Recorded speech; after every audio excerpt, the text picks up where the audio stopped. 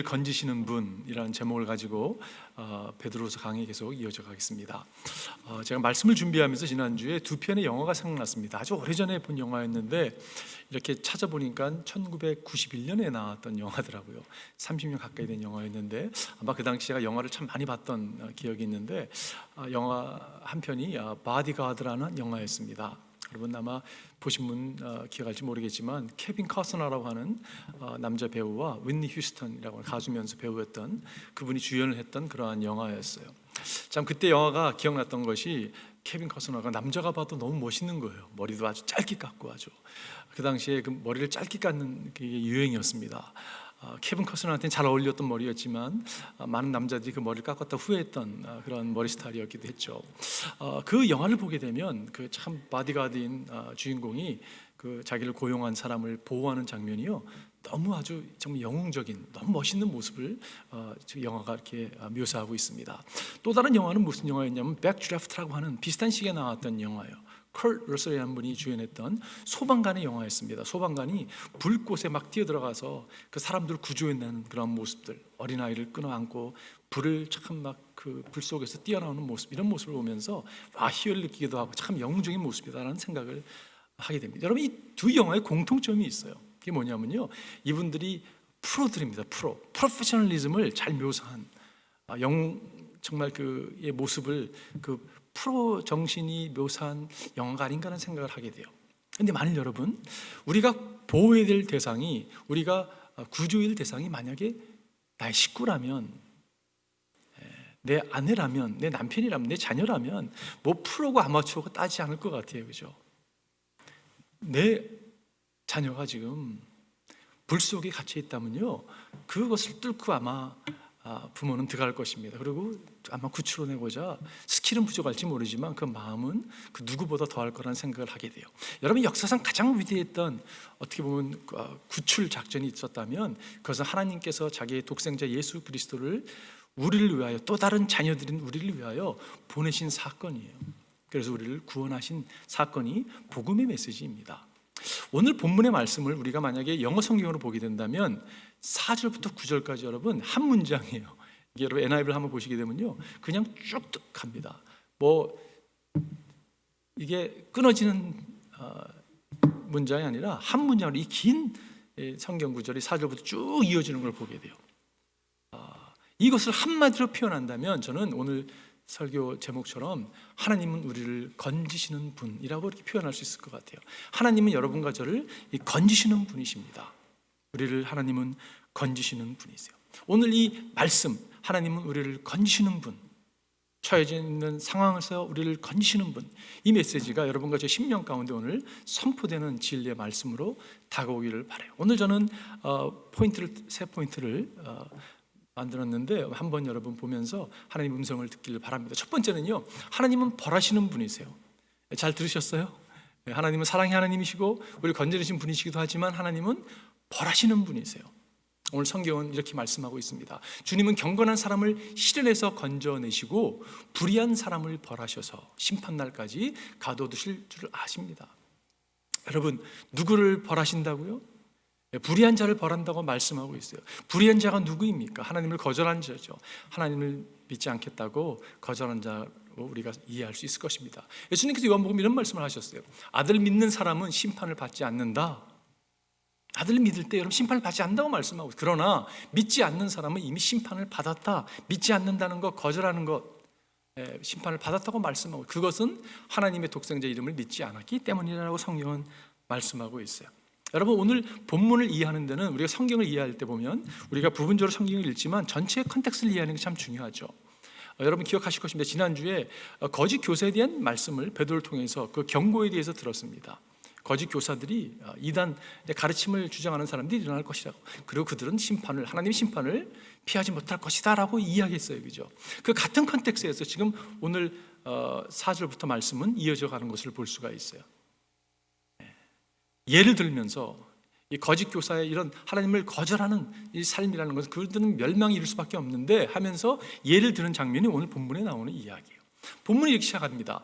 하나님께서는 죄를 지은 천사들을 아끼지 않으시고 지옥에 던져서 사슬로 묶어 심판 때까지 어둠 속에 있게 하셨습니다.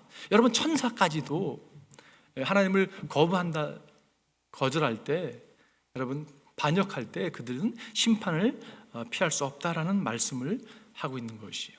유다서에서도 이런 얘기를 하고 있습니다. 또 그가 자기들의 통치 영역에 머물지 않고 그 거처를 떠난 천사들을 그 큰 날의 심판에 붙드시려고 영원한 사슬로 메어서 어둠에 가득히 두셨습니다. 천사들, 그들이 머물러야 될 곳을 거절하고 반역하고 떠났던 그들에게 심판이 피할 수 없을 거라고 성경은 이야기하고 있는 것이에요. 여러분, 오늘 본문 5절도 이렇게 이야기하고 있습니다. 그는 또 옛 세계를 아까워하지 않으시고 경건하지 않은 자들의 세계를 홍수로 덮으셨습니다. 그때 그는 정의를 부르짖던 사람인 노아와 그 가족 7사람만을 살려주셨습니다. 노아의 방주 사건을 이야기해주고 있어요.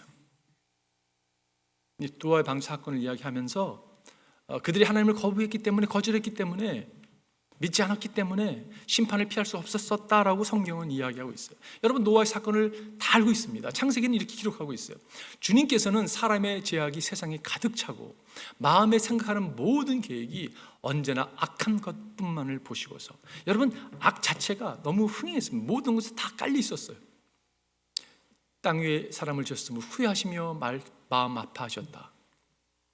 주님께서는 탄식하셨다. 내가 창조한 것이지만 사람을 이 땅에서 쓸어버리겠다. 사람뿐 아니라 짐승과 땅 위에 기어다니는 것과 공중의 새까지 그렇게 하겠다. 그것들을 만든 것을 후회되는구나. 하나님이 인간을 만드신 것을 후회할 정도로 여러분, 죄악이 아주 그냥 먼 땅의 지면에 가득했습니다. 그래서 심판을 받을 수밖에 없었던 그런 사건을 지금 베드로가 예로 지금 사용하고 있는 것을 보게 돼요.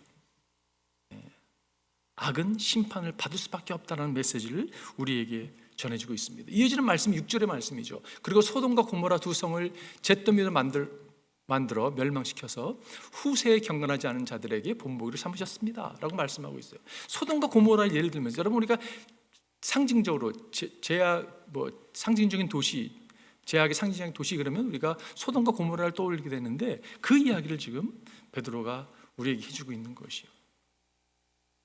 심판을 피할 수 없었던, 하나님을 거절했던 그러한 것에 대해서 지금 말씀하고 있는 것을 보게 돼요. 여러분, 이 예들의 천사와 소돔과 고모라와 그 노아 시대의 공통점이 무엇입니까? 하나님을 거절한 것이에요. 어떻게 보면 심는데도 거둔, 악을 심어서 악을 거둘 수밖에 없는, 악을 심어서 심판을 받을 수밖에 없는 그런 상황에 몰고 간 사람들의 모습을 지금 베드로가 예를 두고 있는 것을 보게 돼요. 여러분, 사실 심는데도 거두게 되어 있습니다. 어떤 청년이요, 그 이웃집 아저씨와 농사를 같이 농부 일을 하는데 다투게 됐습니다. 싸우다가 말고 이 청년이요, 밤에 몰래 옆집 아저씨가 주무시는데 그 잡초 씨를 갖다가 밭에다가 다 뿌려버린 거예요.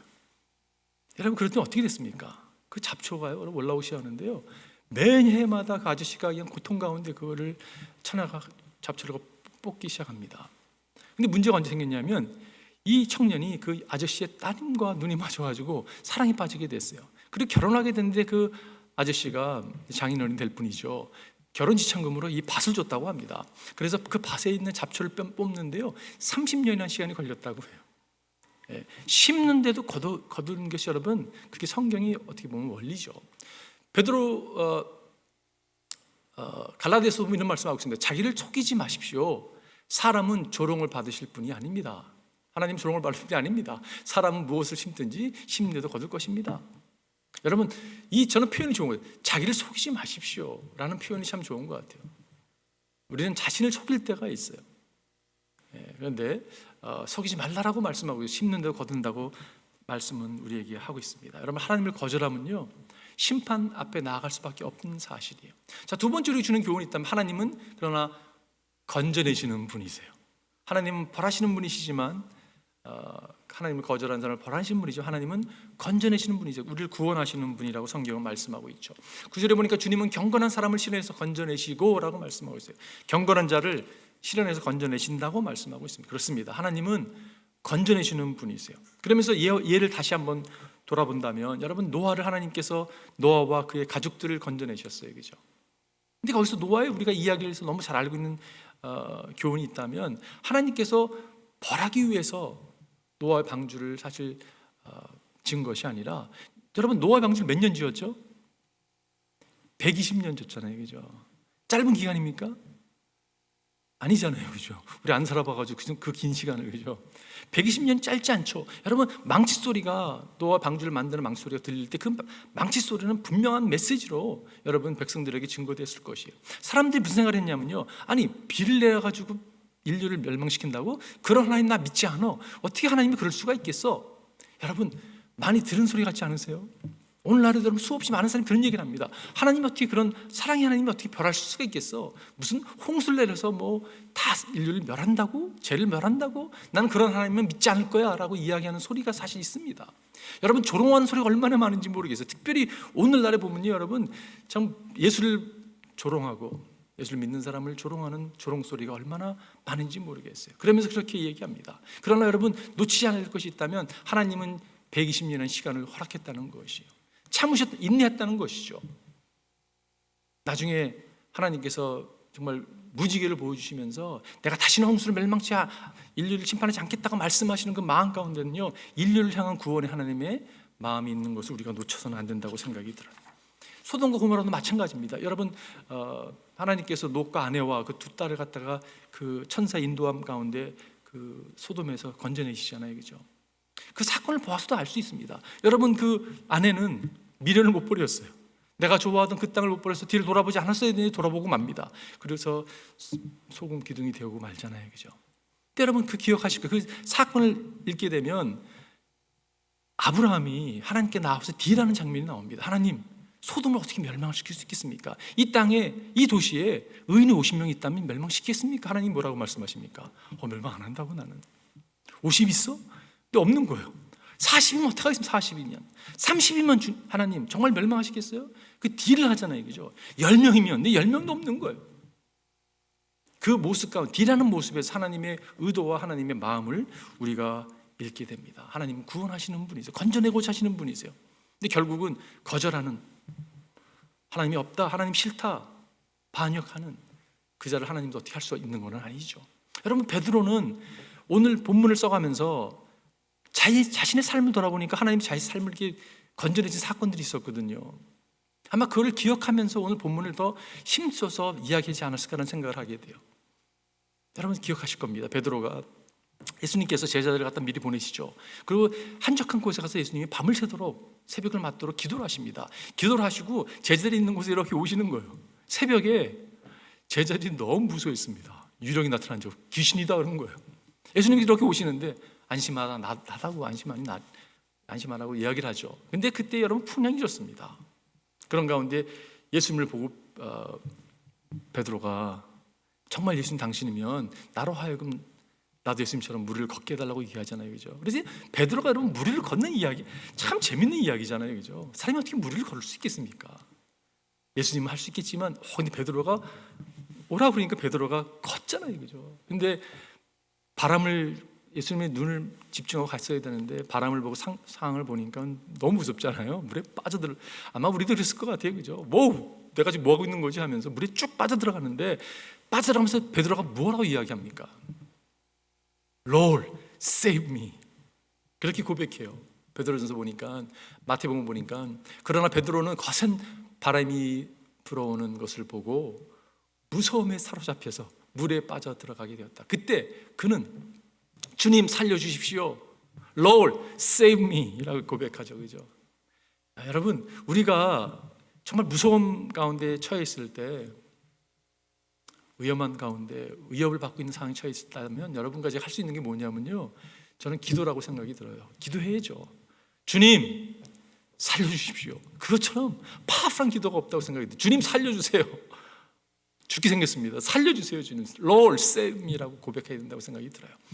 주님께서 곧 손을 내미셔라고 말씀하고 있습니다. Immediately 예수님께서 바로 그 얘기를 듣자마자 주님은 손을 내미셔서 베드로를 건져내시잖아요, 그죠? 이거를 경험한 사람이에요. 베드로는 이걸 경험했습니다. 그뿐만 아니라 사도행전 12장에 보게 되면 베드로가 옥에 갇히게 되잖아요, 그죠?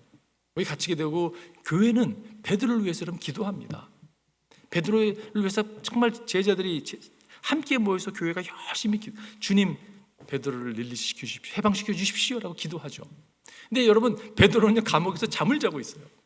사도행전 12장 10절에 보니까 그런데 갑자기 주님의 천사가 나타나고 깜방에 빛이 환히 비추었다. 천사가 베드로의 옆구리를 쳐서 깨우고 말하기를, 얼마나 골이 잤으면 천사가 옆구리를 깨어서 할 정도로 빨리 일어서라 하였다. 그러자 쇠사슬이 그의 두 손에서 풀렸다. 그래서 그가 여러분 자유한 몸이 돼서 제자들 앞에 나아가는 사건을 여러분 기억하실 것이에요.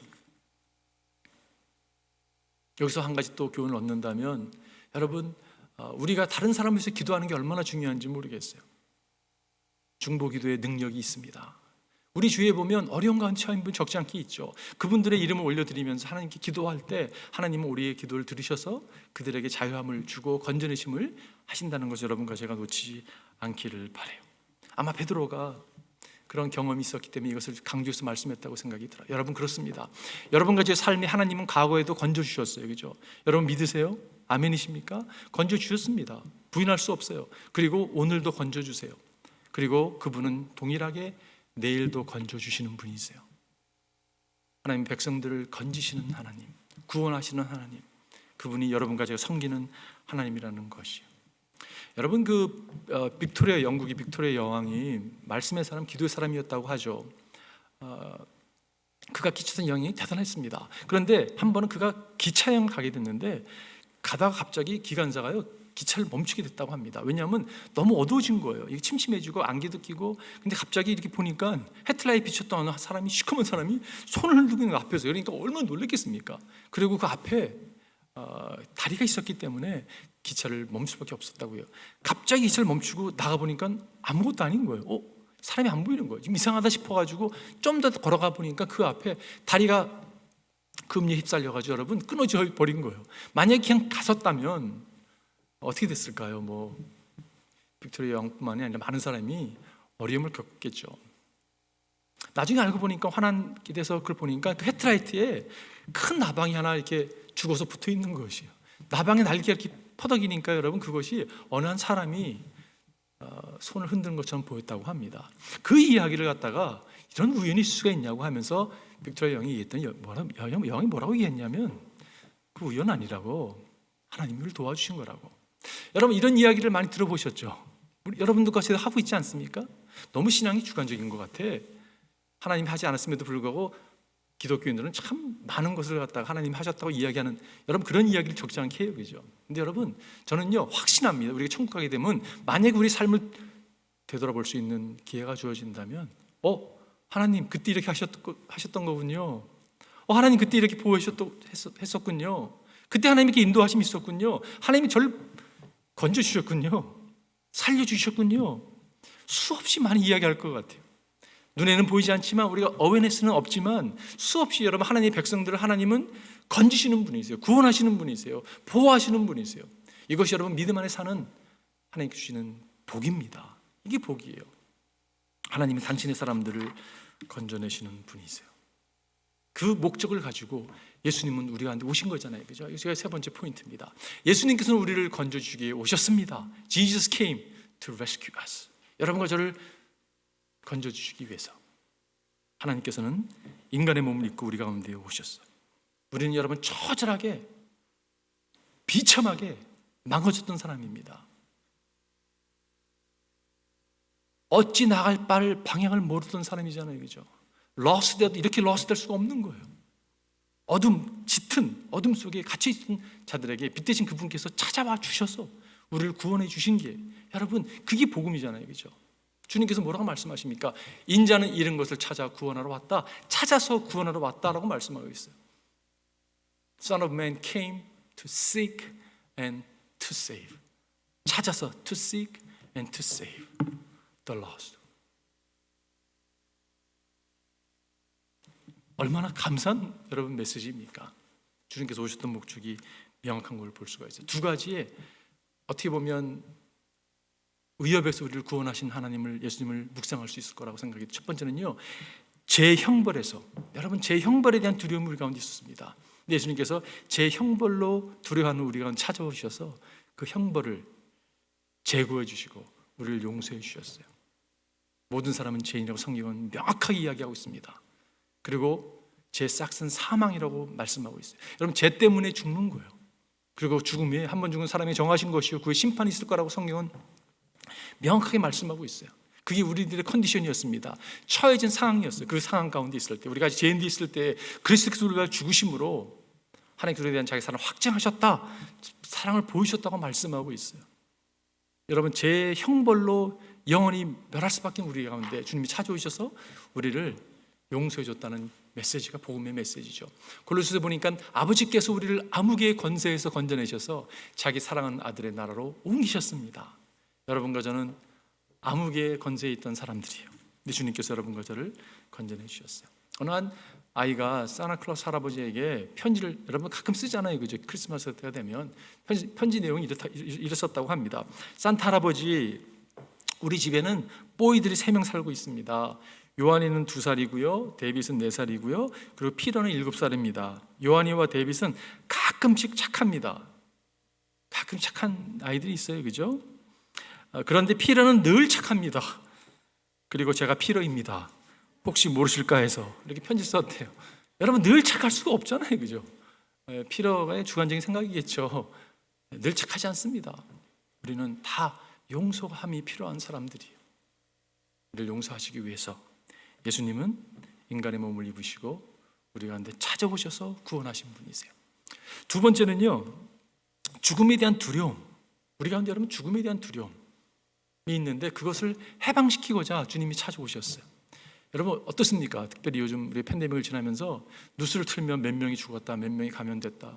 여러분 그것이 우리에게 참 불편하게 만들어요, 그죠? 우리에게 참 두려움으로 찾아올 수가 있습니다. 여러분, 사람은 죽음에 대한 두려움이 있어요. 죽음에 대한 두려움이 없다고 이야기하는 사람 아마 없을 것이에요.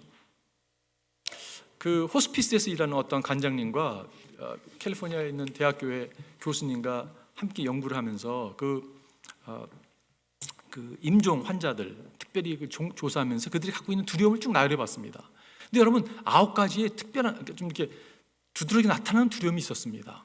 그 가운데 혼자 죽음을 맞이할 것에 대한 두려움, 무슨 육체의 고통, 정신적 고통을 당할까 그런 두려움, 뭐 가족과 이별에 대한 두려움 쭉 있는데 첫 번째 뭔지 아십니까, 여러분? 죽음이 미지라는 두려움이라고 해요. 과연 죽으면 어떻게 되는 걸까? 이 두려움이 너무 강하게 찾아오는 것이에요. 여러분 죽음을 팬데믹을 지나면서 묵상하지 않은 사람 한 사람도 없을 거예요, 그죠? 생각하지 않은 사람. 그런데 그것이 여러분 죽음에 대한 두려움, 어떻게 되는지 어느 세상으로 나가는지 모르기 때문에 두려워하는 것이 아니라 여러분 수많은 하나님의 사람들은 명확하게 구원의 확신을 가지고 기쁨 가운데 죽음을 맞이했던 수많은 사람들이 역사가 증명하고 있고요, 우리 주위에도 있는 것을 볼 수가 있어요. 나의 남편은 목사였다라고 하는 어느 한 사모님이 미국 사모님이셨는데 남편이 죽으면서 하는 모습을 보고요 감동을 받아 쓴 책이 있어요. 남편이 죽으면서 뭐라고 했냐면 이렇게, Honey, I see you tomorrow morning. 내일 아침 만나 하고 그냥 웃으면서 가더래요. 그거 보고 이 사모님이 믿음이 있었지만 약간 쇼킹으로 다가왔나 봅니다. 그래서 그 책을 써서 수많은 사람에게 영향을 끼쳤다고 해요. 제가 이번 주 준비하면서 역사상 죽음을 맞이했던 사람들 한번 연구해 봤어요. 쭉 보니까 참 멋있는 말이 참 많이 있더라고요. 근데 제가 김경태 장로님이라는 분, 한국의 그 PD인데 이분이 희극인들 이렇게 어떤 코미디 프로그램을 만드셨던 PD신데 이분이 어떤 분이셨냐면 장로님이셨는데 곽기성 목사님, 지금 고인 되셨지만 구봉수 장로님, 그런 분이 젊었을 때 그분들에게 하영주 목사님과 함께 복음을 전했던 분이셨더라고요. 많은 분들이 정말 존경하고 신앙을 살아냈던 사람이신데 이분이 임종 그 시기에 그 사모님의 권사님에게 이런 얘기를 그게 참 마음에 와닿더라고요. 이렇게 표현했습니다. 하나님께서는 늘 나를 최선의 길로 인도하셨으니 오늘 내가 죽는 것도 하나님께서 내게 주신 최선의 사건이다. 그러면서 하나님 앞에 갔다는 거예요. 여러분 신앙인의 모습을 볼 수가 있어요, 그죠? 죽음을 맞이하는 그 순간 가운데서도 하나님은 나에게 베스트한 것을 늘 계획하고 역사하셨어. 그래서 이것까지도 하나님이 역사하셔. 그런 기쁜 마음으로 수많은 사람들을 간증을 하면서 주님께 나간 것을 여러분 볼 수가 있어요. 히브리서 기자는 이렇게 표현합니다. 이 자녀들은 피와 살을 가진 사람들이기에 그도 역시 피와 살을 가지셨습니다. 그것은 그가 죽음을 겪으시고서 죽음의 세력을 쥐고 있는 자고 악마를 멸하시고 또 일생 동안 죽음의 공포 때문에 종로 터는 사람들을 해방시키기 위함이었습니다. 사단은 죽음의 권세를 붙들고 있었어요. 그러나 죄 없는 예수 그리스도가 십자가에 못 박혀 죽음으로 그분이 부활하심으로 죽음의 권세를 예수님이 깨트리셨잖아요, 그죠? 그래서 우리를 그 주님을, 부활의 주님을 믿는 사람들까지 죽음에 대한 해방을 주님은 우리에게 가져다 주셨던 것이요. 그렇기 때문에 여러분, 두려워하지 마십시오. 더 이상 두려워할 필요가 없는 것을 보게 돼요. 저는 여러분과 제가 이런 고백을 했으면 좋겠어요. 다윗의 고백인데, 여러분 잘 아는 고백인데 이런 고백했으면 좋겠어요. 내가 비록 죽음의 그늘 골짜기로 다닐지라도 주님께서 나와 함께 계시고 주님의 막대기와 지팡이로 나를 보살펴 주시니 내게는 두려움이 없습니다. 아무리 내가 죽음의 골짜기를 다닌다 할지라도 주님과 함께 하시고 나를 보호하시고 안위하시기 때문에 나는 두려워하지 않습니다. 주님께서는 내 원수들이 보는 앞에서 내게 잔치상을 차려주시고 내 머리에 기름을 부으시어 나를 귀한 손님을 맞아 주시니 내 잔이 넘치나이다. 주님이 나를 환영해 주시고 잔치 자리에 초대해 주실 것을 알기 때문에 두려워할 것이 아니라 감사하며 나가는 여러분과 제가 되기를 바라요. 예수님 우리를 건져주시는 분이십니다. 여러분 결론 내릴게요. 결론 내리면 제가 한 가지 이야기를 좀 하고 싶은데요. 그 할아버지와 손자가 눈이 딱 마주쳤어요. 어린 손자가 이름이 제프인데 제프와 눈이 딱 마주쳤습니다. 할아버지를 보자마자 이 제프가 갑자기 달기똥 같은 눈물을 흘리려고 하는 표정을 지으면서, 아직 흘리지는 않았는데 양팔을 벌려서 아버지 아버지 그러는 거예요. 지금 이 제프는 어디에 있냐면 플레이펜에 이렇게 갇혀 있습니다. 지금 벌을 받고 있는 거예요. 말을 안 들어가지고 엄마가 또 그 안에 들어가 있어, 좀 들어가서 못 나오도록. 근데 할아버지를 보는 순간 아버지 나를 좀 건져내라고 이렇게 할아버지가 욕을 합니다. 할아버지가 상할 판단을 모르고 얼마나 귀엽습니까? 그럼 손자가. 그러니까 제프를 건져내기 위해서 가는데 부엌에서 이 제프의 엄마이자 할아버지의 딸이 아빠 절대 건져내면 안 돼, 지금 벌 받고 있는 거라고. 여러분 거기서 건져내기 쉽지 않잖아요, 그죠? 안 건져내기도 쉽지 않잖아요, 그죠? 손자한테 배신을 때리는 것 같기도 하고, 이렇게 딸의 이야기를 또 들어야 될 것 같고 디스플레인 시키는, 그렇잖아요, 그죠? 그래서 어쩔 줄 모르고 그냥 소파에 앉아가지고 신문을 보는 척하면서 반은 그의 눈은 제프를 향하고 있습니다. 저는 어떻게 건져주지? 근데 여러분 이거 아세요? 사랑이라는 힘은 해결책을 가져다 줍니다. 그게 사랑의 위력이거든요, 능력이거든요. 갑자기 아이디어가 하나 떠올랐어요. 그래서 할아버지가 플레이펜으로 들어갑니다. 그러면서 뭐라고 얘기하냐면 네가 있는 곳에 내가 있어. 멋있는 이야기를 한 거예요. 네가 있는 곳에 나도 함께 할 거야. 그러니까 더 이상 제프에게는 그 안에 갇혀 있는 삶이 아니라 여러분 컴포트한 그러한 삶으로 변화된 거예요, 그죠? 여러분 복음이 그런 거죠. 예수님께서 우리를 건져내기 위해서, 우리가 죄를 범했기 때문에 벌을 받을 수밖에 없는 상황이 됐는데 그 누추한 곳까지 주님이 방문해 주셨어요. 그래서 우리를 발견하시고 우리를 구원했다는 이야기가 여러분 우리가 믿는 복음의 이야기죠. 이것을 바울은 이렇게 고백합니다. 그는 하나님의 모습을 지니셨으나 하나님과 동등함으로 당연히 생각하지 않으시고 오히려 자기를 비워서 종의 모습을 취하시고 사람과 같이 되셨습니다. 그는 사람의 모형으로 나타나셔서 자기를 낮추시고 죽기까지 순종하셨으니 곧 십자가에 죽기까지 하셨습니다. 이것이 여러분 주님의 레스큐 미션이었다는 것이, 우리를 구속하고자 건지시고자 행하셨던 그러한 일이라는 것이. 여러분 이 사건은 우리에게 가져다주는 교훈, 확신이 하나 있습니다. 그건 뭐냐면요, 예수 그리스도는 우리가 처절히 망가졌을 때 우리에게 찾아와서 우리를 구원하신 분이에요. 그렇다면 그분은 오늘날 우리가 처해져 있는 상황, 남모르다 이렇게 하는 분이 아니라 그거를 보고 계시고 그 상황 가운데 찾아와 주시는 분이잖아요, 그죠? 여러분 믿으십니까? 찾아와 주시는 분이세요. 그리고 우리를 구원하실 분이세요. 앞으로도 마찬가지입니다. 우리가 어떤 상황에 처해 있다 할지라도 우리를 알아보시고 찾아와 주시고 우리와 함께 하시면서 우리를 건져 주실 분이 예수 그리스도라는 것이. 여러분 이 확신이 있다면 우리가 여러분 어깨를 펴고 갈 수 있는 거잖아요, 그죠? 믿음의 삶을 살 수 있는 거잖아요, 그죠? 여러분 두려워하지 마십시오. 예수 그리스도는 여러분과 저를 위하신 분이시기 때문에 그렇습니다. 이 생각이 여러분과 제 마음을 주관하는 복된 한 주가 되기를 주님으로 축원드립니다. 기도하겠습니다.